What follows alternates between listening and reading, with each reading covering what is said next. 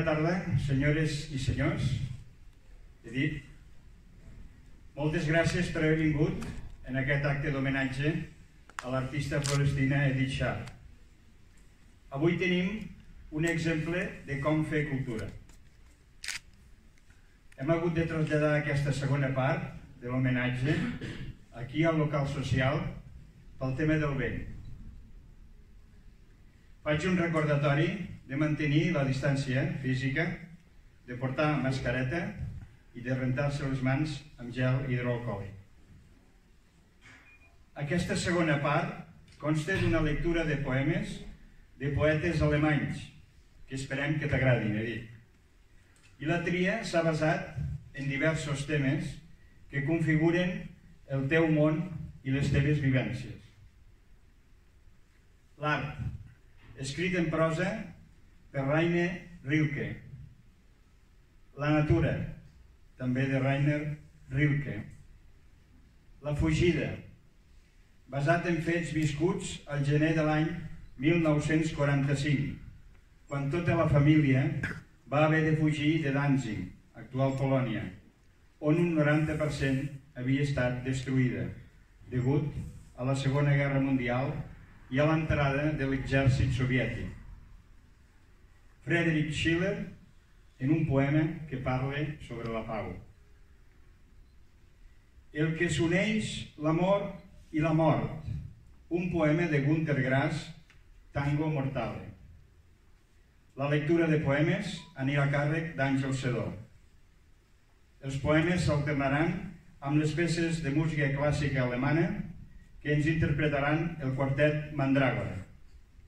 Joan Sancho i Isaac Bifet als violins, Eduard Boleda a la viola i Robert Faltus al violoncel.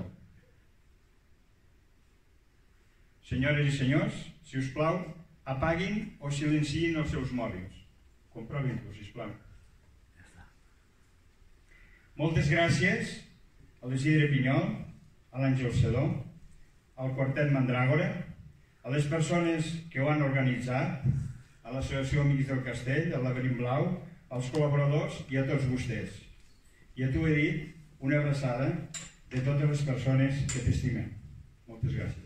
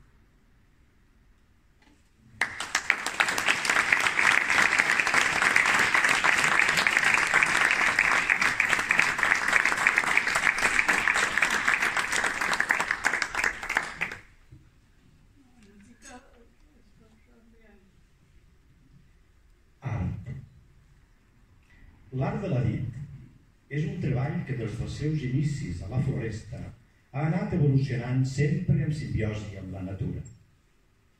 És a partir de la comprensió d'aquesta natura que la integra al seu art i a la seva manera d'entendre la vida. Com sabem que l'Edith no és gens convencional, més aviat és una persona compromesa amb la seva concepció artística i, com molt bé diu ella, em sembla molt important expressar allò pel qual hom lluita i mirar cara a cara les coses que l'home crea. No només es pinten coses per fer bonic, per donar alegria o per relaxar-se, sinó que també cal pintar allò que representi confrontació i lluita. El 23 d'abril de 1903, Rainer Maria Rilke va escriure en prosa alguns pensaments sobre com comprendre l'expressió artística. Diu així: li prec que, si és possible, llegeixi poques coses de caràcter estètic, crític, o són opinions partidistes, rígides i sense sentit en el que el seu enduriment mancat de vida, o són hàbils jocs de paraules amb els quals avui triomfa una opinió i demà la contrària.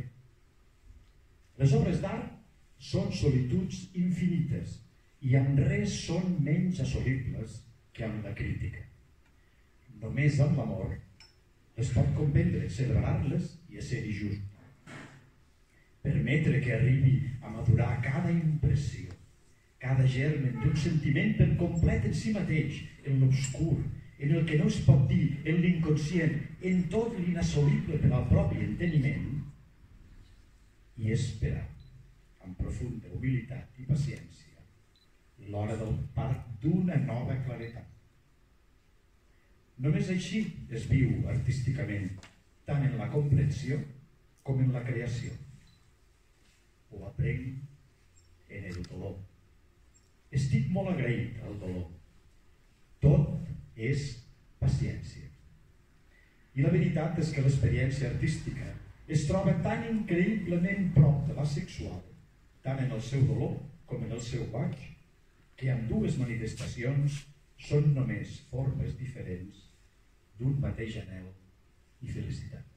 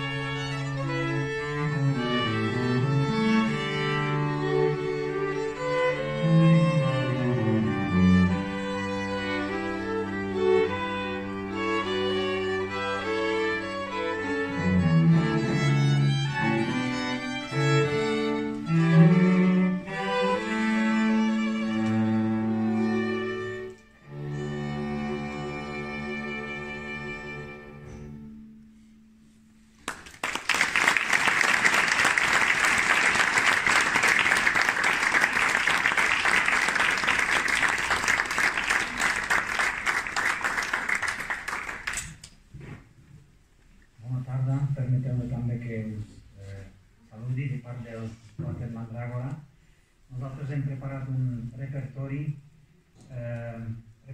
alemany basat en música barroca, bàsicament, perquè sabem que a la Frau Schaar li agrada el Bach. Ich wollte Ihnen herzlichen Glückwunsch sagen für euer Quartett. Wir wissen, dass ihr Bachs Musik lieben und damit haben wir dieses Repertoire vorbereitet. Das Bachs Musik ist, das ist die dritte Orchestralsuite in D-Dur. Und jetzt werden wir nur für Sie die Aria spielen. Herzlichen Glückwunsch und danke sehr für alles, das Sie getan haben. Dankeschön.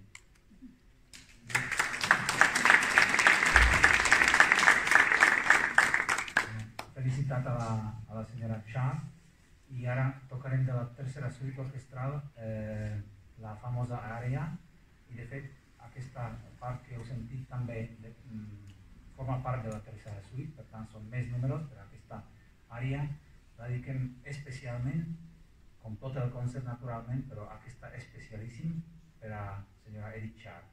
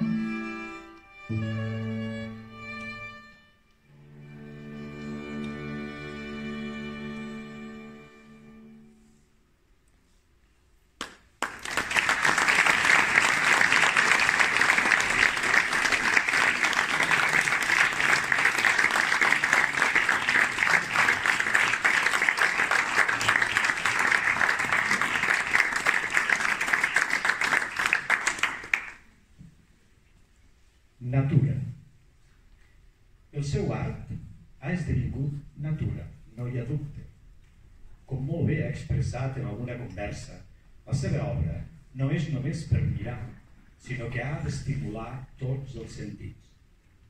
Així doncs, no és només per satisfer un sentit estètic, com un quadre a la paret, sinó que va per altres camins. Ha d'explicar noves formes d'expressar-se, i aquesta llibertat ha donat una dimensió de lluita i estima pel seu entorn. De Rainer Maria Rilke, Dia de tardor, la versió de Joan Vinyoli.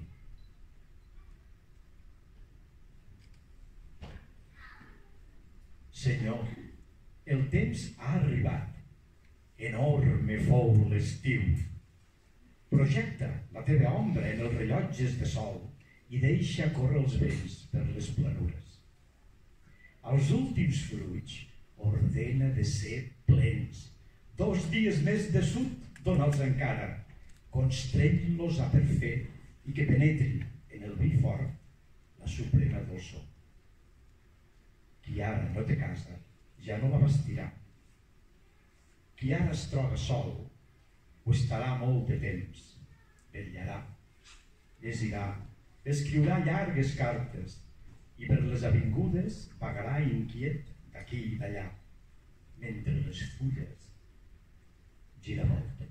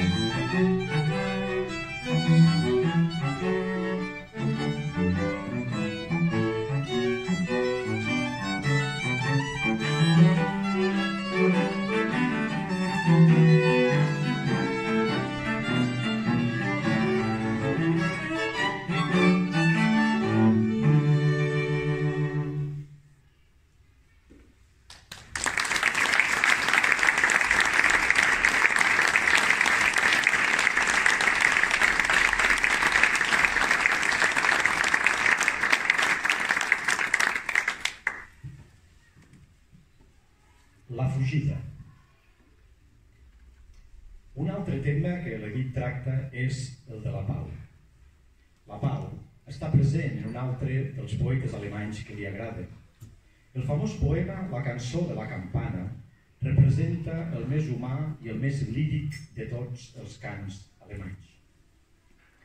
Aquesta composició lírica sobre fraternitat entre els éssers humans també va inspirar els moviments pacifistes que començaven a recórrer Europa al segle XIX. De Friedrich Schiller defineix la pau d'aquesta manera.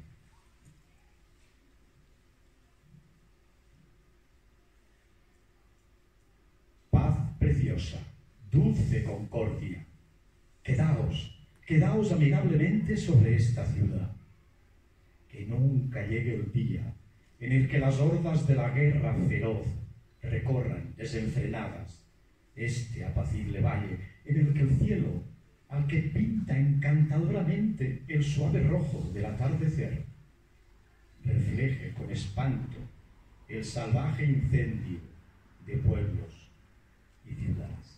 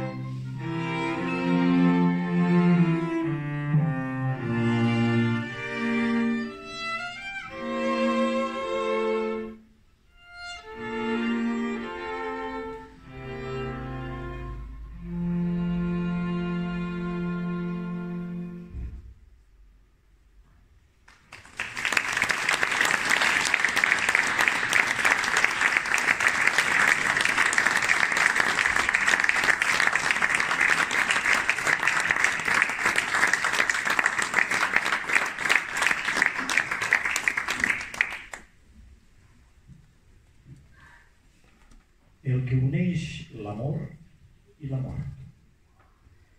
Conegut com a escriptor i per haver estat guardonat amb el Premi Nobel de Literatura l'any 1999, cal dir que Günter Grass també va ser company d'estudis teu i va poder mantenir una amistat al llarg del temps. En una visita, el 30 de juny de 1981, Günter Grass va escriure: he gaudit de la teva visita, encara que hauria estat millor haver pogut parlar asseguts sota una perera i recordar vells temps i vivències antigues i noves. És bo que tu hagis pogut navegar lliure en el teu treball i et felicito per la teva nova etapa per la vida i desitjo que les teves mans reflecteixin pau i felicitat. Günter Grass es va deixar l'any 2005 als 87 anys. Tango Mortale. És una traducció al castellà d'Eustaquio Barjau.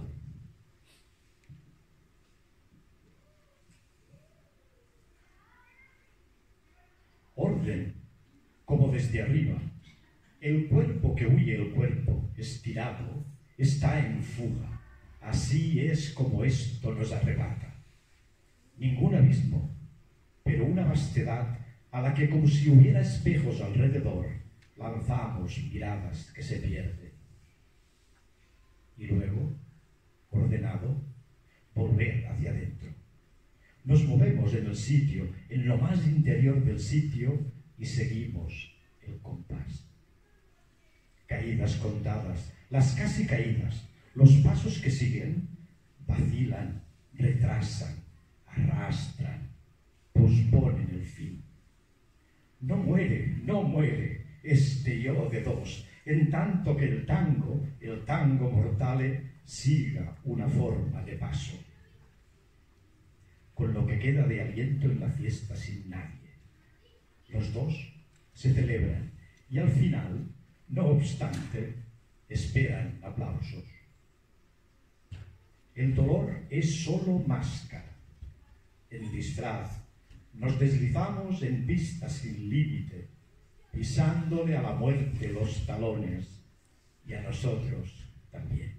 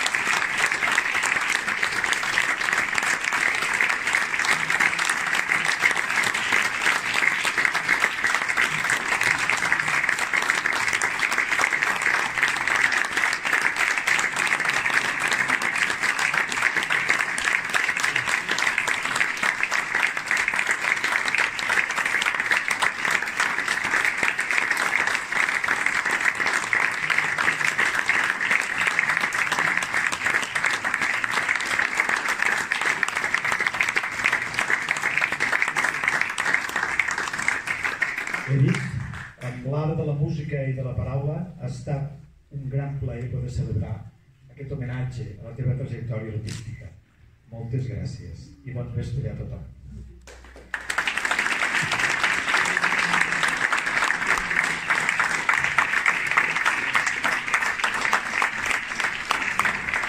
Moltes gràcies i que ha estat una activitat, una estona molt relaxant i molt plaent per ella.